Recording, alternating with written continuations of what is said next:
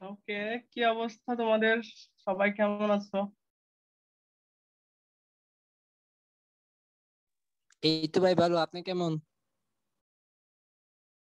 হুম, ভাইয়া ভালো আছি।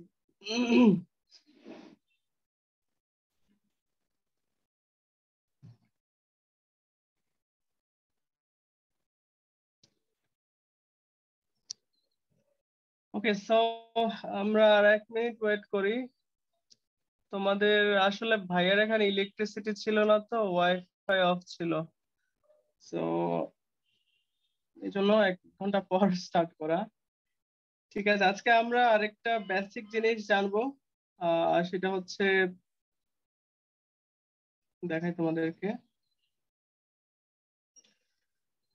Which is sentence and clause. So Nandan, আমাকে বলো তো সেন্টেন্স কিভাবে তৈরি হয়, বা আমরা কাকে সেন্টেন্স বলবো, if you have any idea. Sentence তার 8 প্রকার। না না, লাইক সিম্পলি সেন্টেন্স মানে তুমি কি বুঝো? সেন্টেন্স মানে বাক্য। আর কি বুঝো, শুধু বাক্য? মানে একটা বাক্যের সম্পূর্ণ রূপ দেওয়াকে সেন্টেন্স বলে। যার মধ্যে মানে সাবজেক্ট থাকবে, ভার্ব থাকবে, তারপর অবজেক্ট থাকবে। ওকে, ভেরি গুড। আমি এটা জানতে চাচ্ছি এখন, সাবজেক্ট ভার্ব অবজেক্ট শুধু কি থাকলেই হবে, আমরা এটাকে বাক্য বলবো? না, তার মধ্যে টেন্স আছে, কোন টেন্স ওইটা ধরতে হইব, সবকিছু মিলাই। সবকিছু মিলাই হলে তো এটা খিচুড়ি হয়ে যাবে, কিন্তু খিচুড়িকে তো আমরা সেন্টেন্স বলতে পারবো না, তাই না? জি। সো সেন্টেন্স, ওকে, সেন্টেন্স হচ্ছে অবশ্যই সেখানে একজন সাবজেক্ট, ভার্ব এবং কিছু অবজেক্ট থাকবে।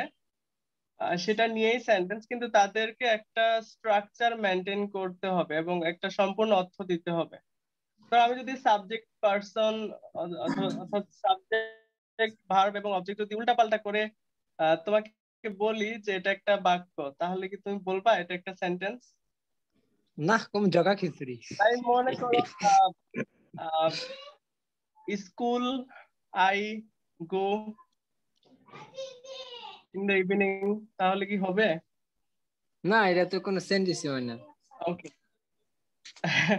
সেজন্যই বলছে সেন্টেন্স তৈরি হওয়ার জন্য অবশ্যই একটা সাবজেক্ট ভার্ব এবং অবজেক্ট লাগবে, পাশাপাশি তাদেরকে একটা স্ট্রাকচার, অর্থাৎ একটা ক্রোনোলজিক্যাল অর্থাৎ ধারাবাহিকতা বজায় রাখতে হবে, যে সাবজেক্টের পর ভার্ব থাকবে, তারপর অবজেক্ট থাকবে। তো এটা আর কি বেসিক জিনিস, আই হোপ তোমরা জানো। আই ওয়াজ জাস্ট কিডিং আর কি। ওকে, সো কয়জন যুক্ত হয়েছে, লেট মি চেক। 31। ওকে, তো আমরা তো স্কুল কলেজ সব সময় হচ্ছে এসব পড়ে আসছি, বাট হয়তো আমাদের প্র্যাকটিসের কারণে আমরা জিনিসগুলো হয়তো গুছায় বলতে পারি না বা ভুলে যাই। It's okay, no problem. In this class we are going to help you. Okay, video is not necessary in our class. You should keep it mute. Okay, যাদের ভিডিও অন করা, ভিডিও বন্ধ করে দিতে পারেন। Video is not necessary in the class. Okay, so Nandan, পড়ো তো এটা, সেন্টেন্সের মানে ডেফিনেশনটা এখানে দেওয়া আছে, can you read it out?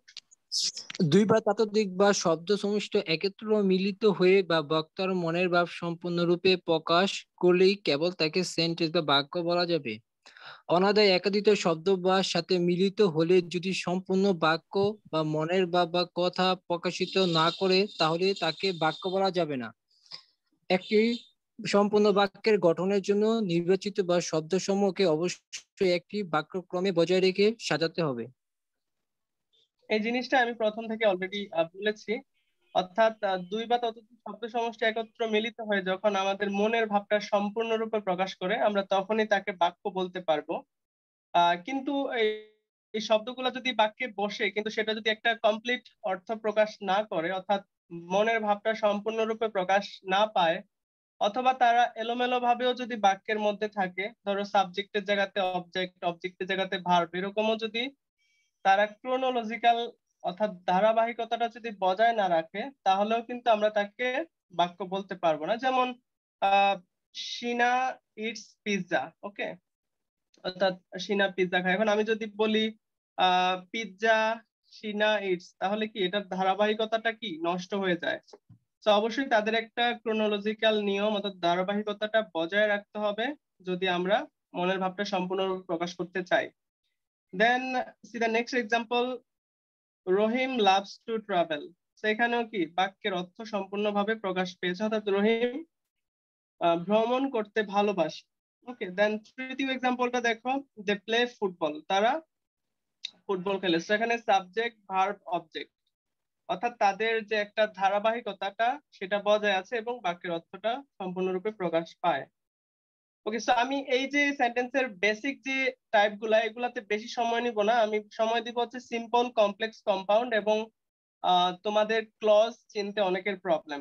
Okay, so আমরা এই জিনিসগুলো হচ্ছে অলরেডি আমরা বারবার আমাদের অন্যান্য যে লেকচার গুলো ছিল সেগুলোতে এগুলা হচ্ছে রিপিটেডলি আমরা সেগুলো পড়েছি, বাট আমাদের নতুন কিছু স্টুডেন্ট আছে যাদের জন্য এগুলো একটু সংক্ষেপে বলবো, আর বেশি ডিটেলস যাব না।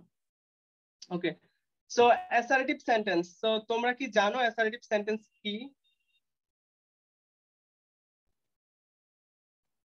বিবৃতিমূলক বাক্য, অ্যাসার্টিভ বর্ণনামূলক।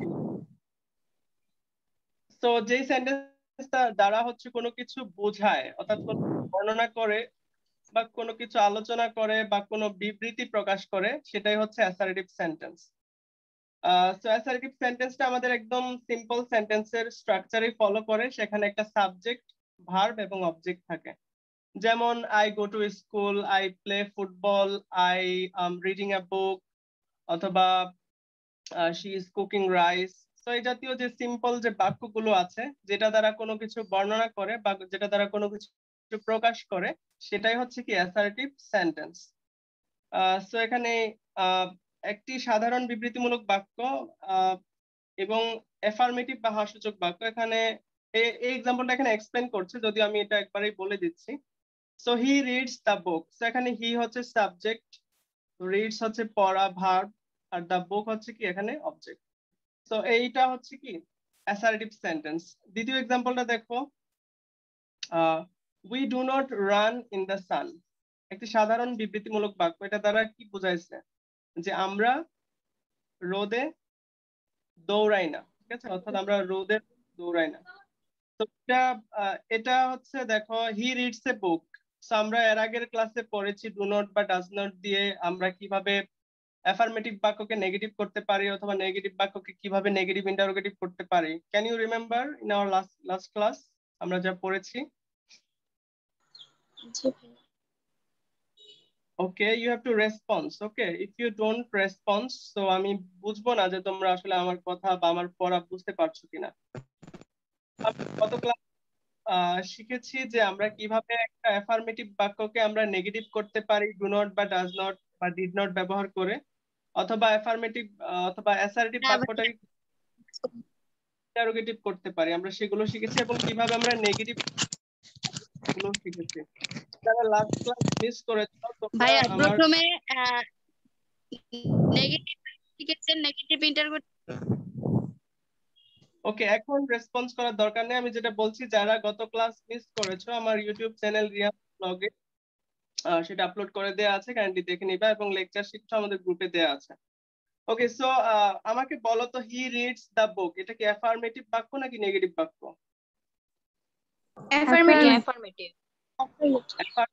ওকে, সো অ্যাফার্মেটিভ হ্যাঁ-বোধক বাক্য, অর্থাৎ যেই বাক্য দ্বারা হ্যাঁ-বোধক বোঝায়। যেমন আমি মনে করো আমি স্কুলে যাই, আমি ভাত খাই, আমি বল খেলি, আমি অ্যাফার্মেটিভ। পড়ি, এগুলো হচ্ছে কি অ্যাসার্টিভ।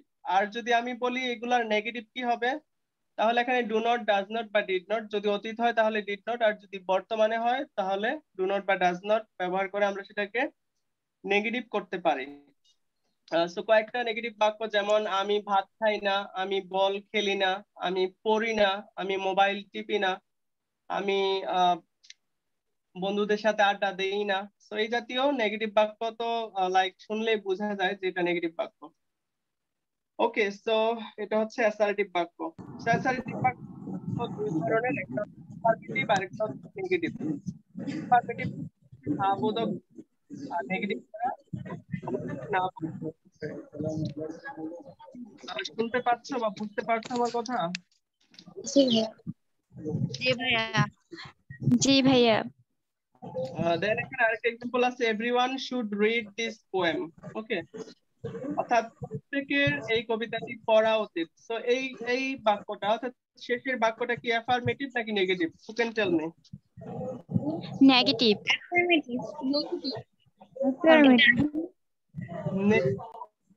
নেগেটিভ বলেছে কে? অ্যাফার্মেটিভ হবে তো ভাইয়া। অবভিয়াসলি এটা অ্যাফার্মেটিভ বাক্য, এটা নেগেটিভ হবে কেন? এখানে বলেছে everyone should read this poem, প্রত্যেকের কবিতাটি পড়া উচিত। এখানে যদি বলতো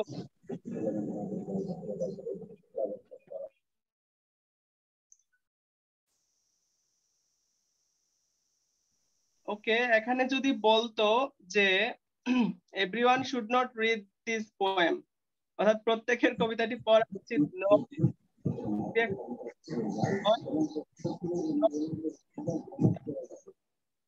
নেগেটিভ বাক্য। ওকে, তোমাদের এখানে যাদের নয়েজ প্রবলেম অবশ্যই মিউট রাখবা, আমি অবশ্য মাঝে মাঝে মিউট করে দিই তোমাদেরকে। সো তোমরা যখন কথা বলতে চাও শুধুমাত্র তখন আনমিউট করে কথা বলবে। ওকে, সো আমরা নেক্সট স্লাইডে যাই। Interrogative sentence. ইন্টারোগেটিভ সেন্টেন্সে নতুন করে কিছু নাই, যে এই বাক্য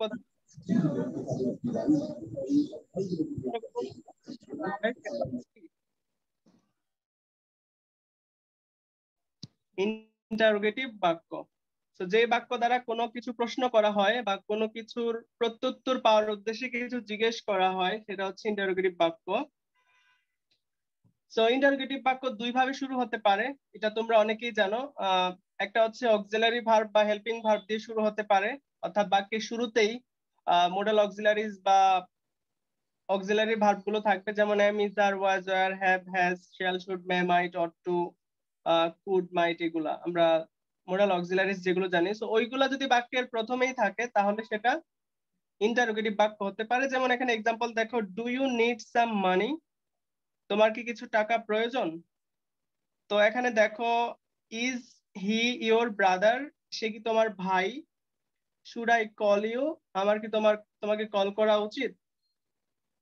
সেই তিনটা বাক্যই দেখো শুরুতে কি একটা মোডাল অক্সিলারিজ বা হেল্পিং ভার্ব দিয়ে শুরু হয়েছে, তাই না?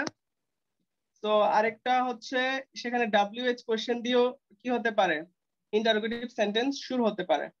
সো আমরা জানলাম যে ইন্টারোগেটিভ সেন্টেন্স দুই ভাবে শুরু হতে পারে, একটা হচ্ছে মোডাল অক্সিলারিজ বা অক্সিলারি ভার্ব দিয়ে শুরু হতে পারে, আরেকটা হচ্ছে বাক্যের শুরুতে WH কোশ্চেন দিয়েও কি ইন্টারোগেটিভ বাক্যটা শুরু হতে পারে।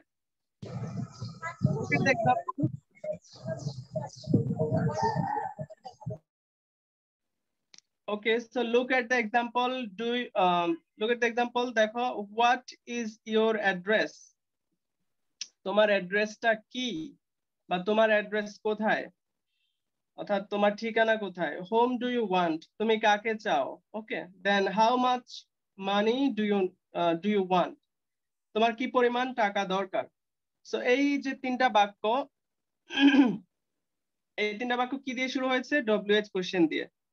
তো আমি আবার রিপিট করছি, ইন্টারোগেটিভ সেন্টেন্স মানে প্রশ্নবোধক বাক্য, যে বাক্য দ্বারা কোনো কিছু জিজ্ঞেস করা হয়, সেটা হতে পারে মোডাল অক্সিলারিজ দিয়ে শুরু হতে পারে, অথবা WH কোশ্চেন দিয়ে ওই বাক্যটা শুরু হতে পারে। সো WH কোশ্চেন গুলা কি কি কে বলতে পারবা? Who can tell me what, who, what, which, আমি বলবো ভাইয়া। হট, হট, হু, হাউ, তারপরে হোয়েন, হোয়ার, হুইচ, ওয়্যার, এগুলো সবগুলো হচ্ছে ডব্লিউএস কোশ্চেন। ওকে, সো এই যে এইগুলো হচ্ছে WH কোশ্চেন। দেখো 2 নাম্বার, এই 2 লেখা যে লাইনটা, maybe begin with WH question like who, where, when, home, what, which, how, এগুলো হচ্ছে WH কোশ্চেন। তো এইগুলা দিয়েও কি আমাদের ইন্টারোগেটিভ বাক্যটা শুরু হতে পারে। ওকে, সুমনা তুমি কি ক্লাসে আছো? জি ভাইয়া আছি। ওকে, ভেরি গুড। ওকে, এখানে আরেকটা জিনিস অ্যাড করতে পারো, হোয়াই অ্যাড করা হয়নি, তোমরা অ্যাড করনি, আমি জাস্ট বলে দিয়েছি যে ডব্লিউএইচ কোশ্চেন দ্বারাও কি ইন্টারোগেটিভ সেন্টেন্স শুরু হয়। ওকে, নেক্সট হচ্ছে আমাদের imperative sentence. So who can tell me imperative sentence মানে কি? ইম্পারেটিভ প্রশ্নবোধক বাক্য। Imperative, not interrogative. 2 plus verb দিয়ে শুরু হবে, 2 প্লাস প্রেজেন্ট ফর্ম। রিতিকা, আমি জিজ্ঞেস করেছি ইম্পারেটিভ বাক্য, ইম্পারেটিভ।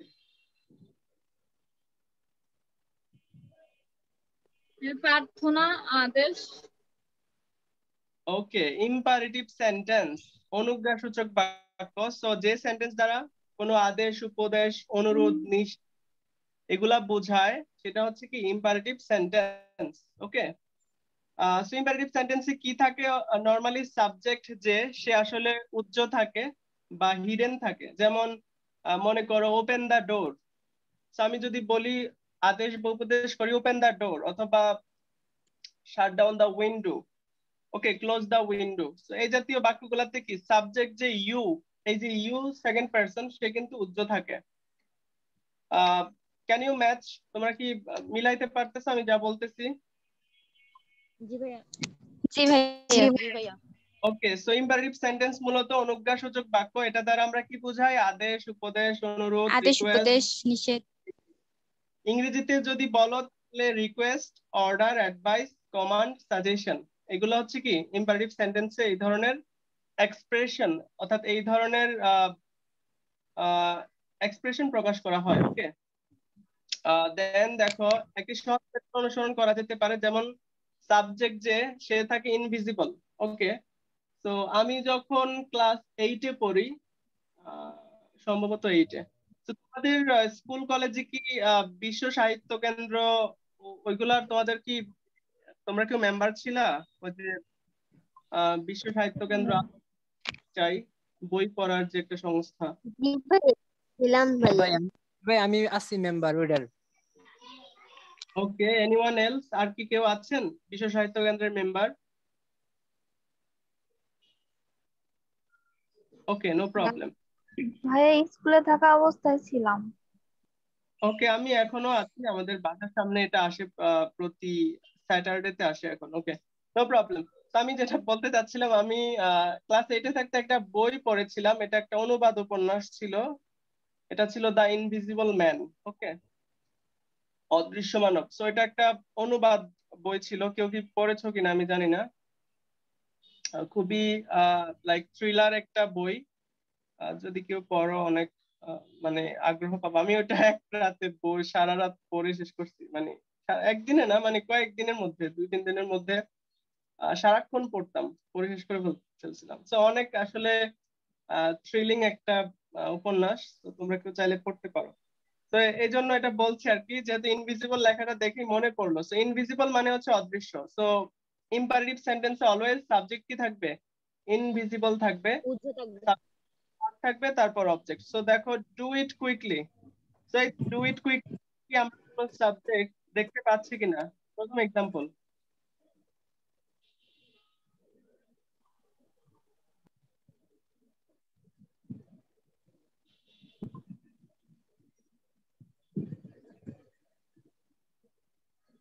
ওকে। দ্বিতীয় এক্সাম্পল দেখো, প্রথম এক্সাম্পলও কি সাবজেক্ট উজ্জ্ব হিসাবে আছে, অর্থাৎ ইনভিজিবল। দ্বিতীয় এক্সাম্পলটা দেখো, নেভার লাই। এটা নর্মালি আমাদের parents অথবা আমাদের টিচাররা আমাদেরকে এটা বলে থাকে যে নেভার টেল এ লাই, কখনো মিথ্যা বলবে না।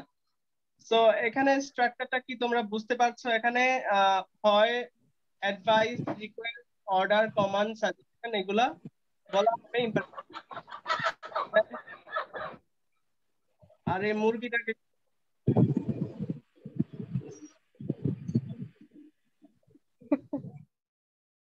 ভাইয়া তোমার জন্য মুরগি পাঠাবো, ওই জন্য মুরগি জবাই করতেছে তোমার জন্য রান্না করার জন্য, ওই জন্য ঠিক আছে। ডাক। I just love chicken, so যারা পারো আমার জন্য চিকেন রান্না করে পাঠাই দিবা। জোকস অ্যাপার্ট, অ্যাড্রেসটা দিয়ে দিও, পাঠাই দিব। ওকে, সো আমাকে একজন কেউ বলো যে ইম্পারেটিভ সেন্টেন্স থেকে আমরা কি শিখলাম, আর ইম্পারেটিভ সেন্টেন্সের দুই একটা example. Who can tell me?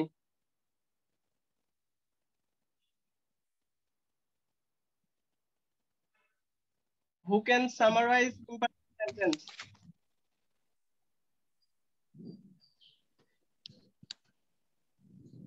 তোমরা কি আমার কথা শুনতে পাচ্ছ না কেউ?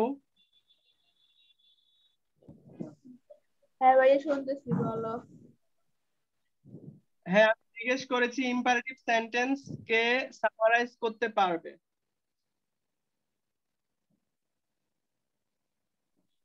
যে সেন্টেন্স দ্বারা আদেশ উপদেশ অনুরোধ বোঝায়।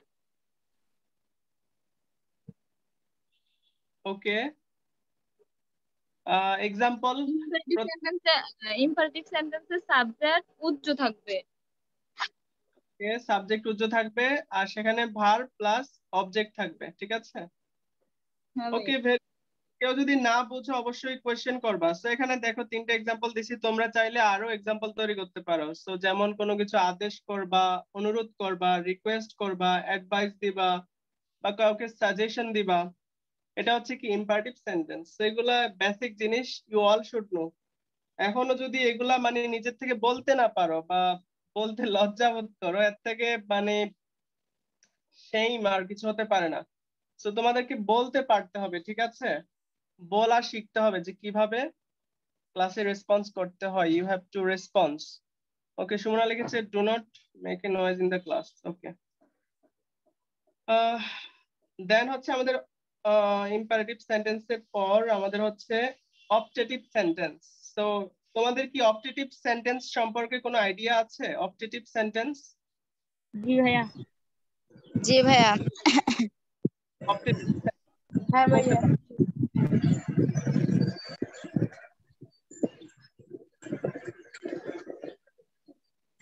মনের ইচ্ছা।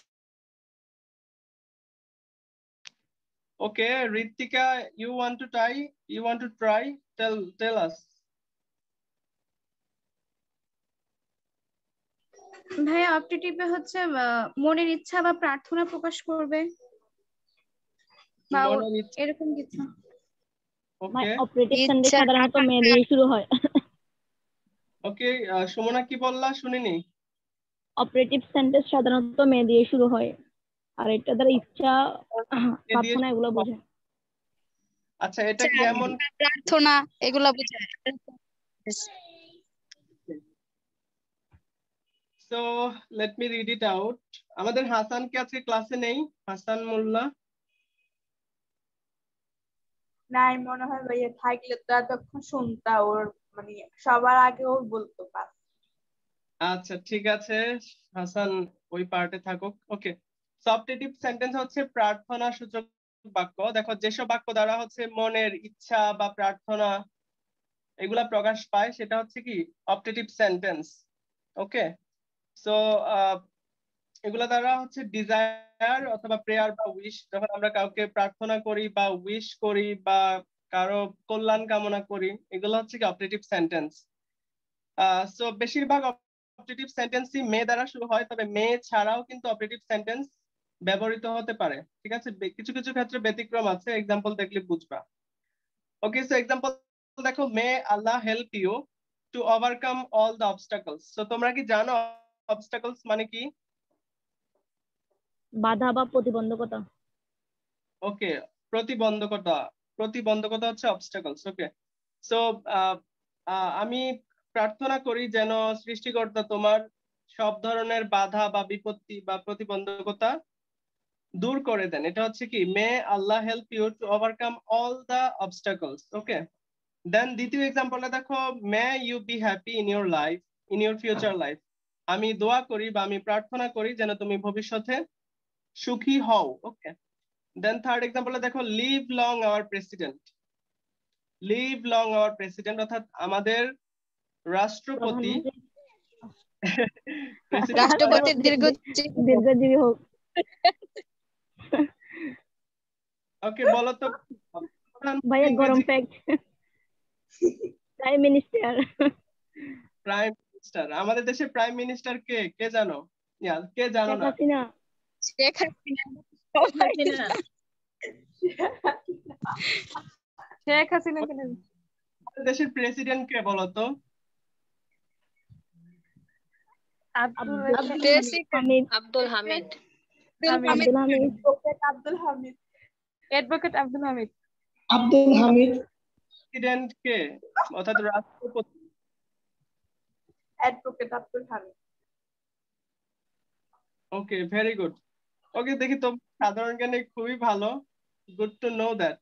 ওকে, সো এইগুলা হচ্ছে কি অপারেটিভ সেন্টেন্স। দেখো লাস্টের এক্সাম্পলটা যদি একটু এখানে এক্সপ্লেন করা আছে, তোমরা একটু পড়তে পারো।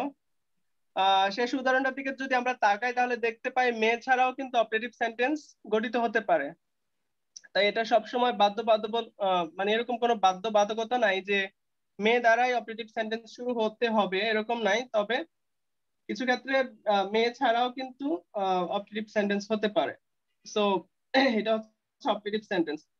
তো আরেকটা সেন্টেন্সের টাইপ আছে যেটা হচ্ছে এক্সক্লেমেটরি সেন্টেন্স। তো আমি এটা যাওয়ার আগে তোমাদের থেকে জানতে চাই তোমাদের কতটুকু মেমোরিজে আছে, এটা জানা অনেক গুরুত্বপূর্ণ। তো অর্থাৎ তোমরা স্কুল কলেজে থেকে আসছো এটাও একটু রিকল করার চেষ্টা করো। বাংলাদেশ কি লিভ লং। ওকে, ভেরি গুড। ওকে, তো কে বল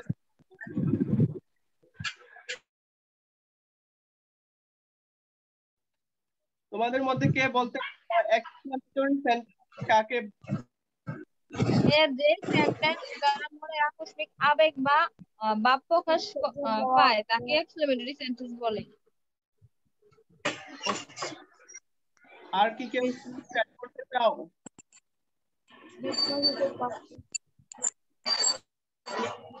সামথিং?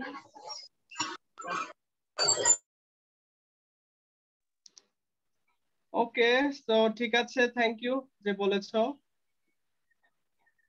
নেক্সট, ওকে, নেক্সট আমাদের টাইপ হচ্ছে এক্সক্লেমেটরি সেন্টেন্স বা বিস্ময় সূচক বাক্য।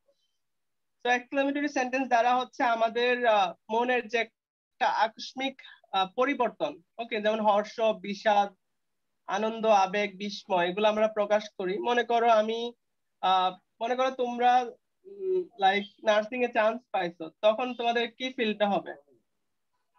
ওই যে একটা মনের আকস্মিক একটা ভাব আনন্দ বা ফিল হবে।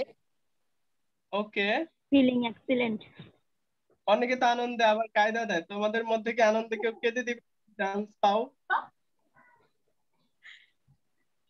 ওগুলো পাগলা হ্যাঁ টাইপের ভাইয়া, ভাইয়া। এটা তো অবশ্যই।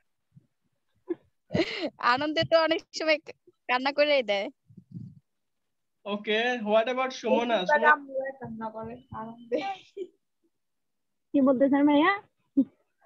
বলছি নার্সিং এ চান্স পেলে তুমি আনন্দে কেঁদে ফেলবা? আমার কান্না আসে না, আনন্দে হাসি আসে। কান্না করবো কেন, হাসবো। ওকে, ঘুরে চিল করবো বাবু, চিল করবো। বাহ,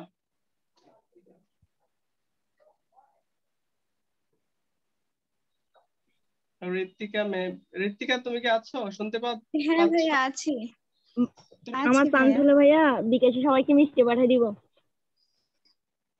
ওকে, সো ঋত্বিকা আমাদের সরি সুমনা আমাদের সবাইকে আমারটা আগে বিকাশে মিষ্টি পাঠাবে? কিন্তু বিকাশে মিষ্টি কিভাবে পাঠানো সম্ভব?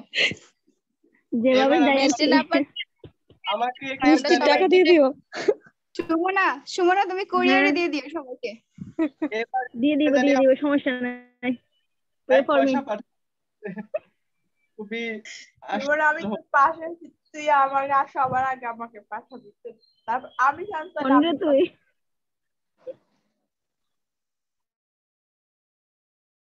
ওকে, let's come back to the class. তো এক্সক্লেমেটরি সেন্টেন্স আশা করি বুঝতে পেরেছো। নরমালি এগুলোতে কি কি থাকে? এলাস থাকে।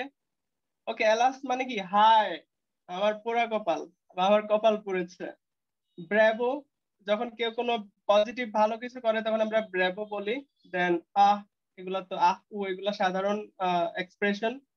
হুররে, যখন কেউ কোনো খেলাতে বা অতি আনন্দে উৎসাহিত হয় তখন হুররে করে চিৎকার দেয়। গ্রামের মধ্যে এগুলো বেশি। ওকে, হোয়াট, হাউ, এগুলো থাকতে পারে। Okay, alas, I am undone, হাই আমার সর্বনাশ হয়েছে। Alas, hurrah. Okay, so an exclamatory sign is mandatory after the end of the sentence. এই বাক্যটা দ্বারা কি বোঝাইছে কে বলতে পারবা? এই বাক্যটা দ্বারা an exclamatory sign is মানে এক্সক্লেমেটরি সেন্টেন্সের শুরু এটা মানে এক্সক্লেমেটরি চিহ্নটা বসবে এটা বলতে চাইছে। তাইলে হবে না। কি বলেছে? মানে সেন্টেন্সের পর এক্সক্লেমেটরি চিহ্নটা বসবে, মোড অফ এক্সক্লেমেশন চিহ্নটা বসবে। ম্যান্ডেটরি মানে হচ্ছে বাধ্যতামূলক। ওকে, ম্যান্ডেটরি মানে বাধ্যতামূলক বসাতে হবে। হ্যাঁ, বাক্যের শেষে এক্সক্লেমেটরি সেন্টেন্সের বাক্যের শেষে অবশ্যই একটা এক্সক্লেমেটরি সাইন অর্থাৎ যে আশ্চর্যবোধক চিহ্ন অর্থাৎ দাড়ির নিচে যে একটা পয়েন্ট থাকে, তোমরা সবাই আশ্চর্যবোধক চিহ্ন চেনো, অবশ্যই সেটা বসাতে হবে। আর সেন্টেন্সের ক্ষেত্রে আমরা কোন চিহ্ন বসাবো? এক্সক্লেমেটরি। হ্যাঁ কি interrogative sentence. Exclamation no, sign of the exclamation. চুপ করো, আমি বলছি যে ইন্টারোগেটিভ সেন্টেন্সের শেষে আমরা কোন চিহ্ন বসাবো? প্রশ্নবোধক। Interrogation mark. Interrogation mark. প্রশ্নবোধক, কোশ্চেন মার্ক। প্রশ্নবোধক চিহ্ন। আগে তো আমার কথাটা শুনবা, আগে উত্তরটা দাও, ভুল হবে। ওকে, সো এখানে एग्जांपल দেখো, হুররা হুররা। ও, একটা মজার ব্যাপার বলে, আমাদের ইউনিভার্সিটিতে অন্য ডিপার্টমেন্টে হচ্ছে সোমালিয়ান স্টুডেন্টরা পড়ে। তো আমি একটা ছেলেকে চিনতাম, ওর নাম ছিল হুররা। ওকে, ওই ছেলেটার নাম ছিল হুররা। আরে কি সুন্দর সুন্দর পাখি ডাকে, কোন এলাকাতে রে?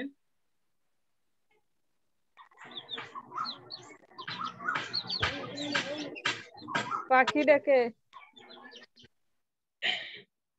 কার বাসায় রে বাবা এরকম পাখি? এগুলো তো গ্রামে ডাকে, গ্রামে পাখি বেশি তাই গ্রামে ডাকে। আচ্ছা আচ্ছা, ঠিক আছে, let's come back to the class. Okay, so Hurra, we have on the game.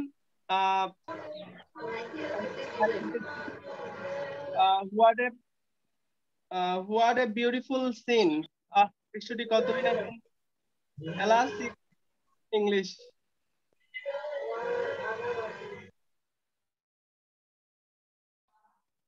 Okay, alas, you have failed in English. শেষের বাক্যটার বাংলা অর্থ কে বলতে পারবে? হাই, তুমি ইংরেজিতে ব্যর্থ হয়েছো। ইংরেজিতে ফেল করছে। Okay, alas, you have failed. You have failed মানে কি সে ইংরেজিতে ফেল করছে? ব্যর্থ হয়েছে। আরে না ভাইয়া। Okay, alas, you have failed in English means hi, তুমি ইংরেজিতে ডাব্বা মারছো। Okay, ওই যে তাহিরি যে ওই যে প্রত্যয় ইরনকে বলে ডাব্বা মারছে, আসলে সে ডাব্বা ফেল করে নাই, সে ইন্টারে পাস করছিল। তাহিরি ওকে আর কি ম্যাথের কারণে এটা মাহফিলে গিয়া বলছে। ওকে, যাই হোক, আজকে ওকে, সো তোমরা বলো তো আসলে আলাস অর্থ কি? আরে মোল্লায় is coming now. ভাইয়া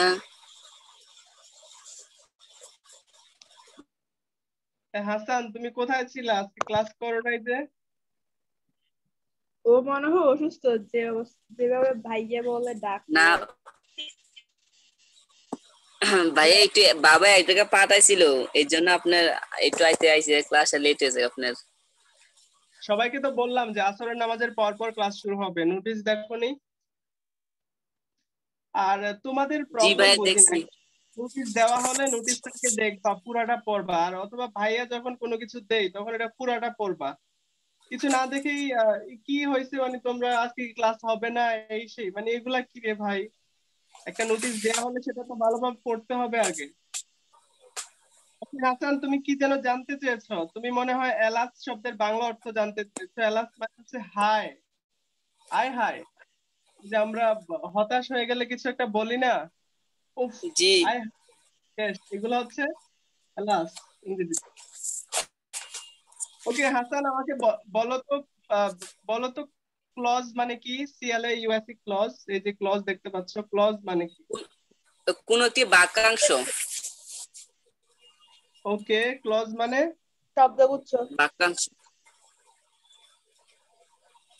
ওকে, আলাস হাসান মিস দ্য ক্লাস। ওকে ওকে, আমরা কিন্তু ইন্টারেস্টিং পার্ট, এটা হচ্ছে ক্লজ শিখবো আমরা আজকে। ইন্ডিপেন্ডেন্ট ক্লজ, অর্থাৎ প্রিন্সিপাল ক্লজ বা মেইন ক্লজ এবং সাবঅর্ডিনেট ক্লজ, আমরা এগুলো শিখবো। এটা খুবই ইম্পর্টেন্ট তোমাদের জন্য। বিশেষ করে ভাইয়া আমরা আমার একটা নেক্সট। কথা বলার ছিল। হ্যাঁ হ্যাঁ, যে বলো। কালকে পরীক্ষাটা নিছেন যেটা, ইংলিশটা একটু সলভ করে দিয়েন। ওকে, ঠিক আছে। প্রবলেম হচ্ছে ভাই ইংলিশ। আগে ওকে, যেটা বলছিলাম, ভাইয়া মনে হয় আরো পরীক্ষা অনেকের বাকি আছে। কালকে কালকে বুঝিয়ে দিলে ভালো হবে, আজকে না দিলে ভালো হয়। আজকে না, আমি সময় নিয়ে দিব। যারা অনেকেই এক্সাম দেয়নি, অনেকের প্রবলেম আছে। আমি এখনো এক্সামে অ্যাটেন্ড করি না, আমি অসুস্থ। Very good. ওকে, সো কে বলতে ভাইয়া পারবা আমিও এখনো দেই। ক্লোজ মানে হচ্ছে বাক্যাংশ। বাক্যাংশ আর একটু গুছায় যদি বলতে চাও তাহলে? ভাইয়া ক্লোজ একটা বাক্যাংশ, এটার একটা সাবজেক্ট থাকবে, আহ, আর আর মানে উদ্দেশ্য বিধায় যে চোখ বন্ধ করে বলো। আচ্ছা, তোমরা কি কোনো খাতা টাতা দেখে বলতেছো বা গুগলে সার্চ দিয়ে বলতেছো? হঠাৎ করে আটকায় যাচ্ছ কেন? মানে তুমি যা জানো তাই বলে, তোমাকে আপনার বইয়ের মতো স্ক্রিনে তো বলতে হবে। দেখা যাচ্ছে ভাইয়া। ও, আমার স্ক্রিনে দেখাচ্ছে? আচ্ছা দেখেও যদি পারো না তাহলে তো ভাইয়া, আমার। ওটা দেখে আমি বলি সাব কথা বলা সমান না। আচ্ছা, আমি জানতে চাইছি মানে তোমরা কি বুঝো? আমার স্ক্রিনে তো কিছু লেখা আছে, মানে সেগুলাতে না থাকে, মানে তোমরা কি বুঝো? সারা জীবন তো পড়ে আসছো না, ক্লাস 6 থেকে ক্লাস 12 পর্যন্ত পড়ছো, আবার ভার্সিটি ভর্তির এডমিশন এখনো পড়তেছো। এখন তোমরা আমাকে বলো যে ক্লজ মানে কি, মানে ক্লজ দ্বারা তুমি আসলে কি বুঝো? না বুঝলেও বলতে পারো, সমস্যা নাই। এই আমার ভাইয়া ভুলে যে গেছি। একটি সার্থক বাক্যে 3টি অংশ, এগুলোই থাকে আর কি। মানে ক্লোজ মানে শব্দ বাক্যাংশ যার মধ্যে উদ্দেশ্য বিধেয় আকাঙ্ক্ষা এগুলো থাকে আর কি। ওকে, আর ফ্রেজ কি? Phrase, PHRAS, phrase. শব্দগুচ্ছ। Phrase A group of words. A group of us. আচ্ছা, কতগুলো আমি ওয়ার্ডের সমষ্টি, শব্দার্থের ওকে, সমষ্টি। এখন না তোমরা তো অনেক কিছুই বললা, আমি একটু A group of ক্লজ হচ্ছে একটা words of the phrase. Subject, একটা ভার্ব অবশ্যই থাকবে, একটা সেন্টেন্স এক কথা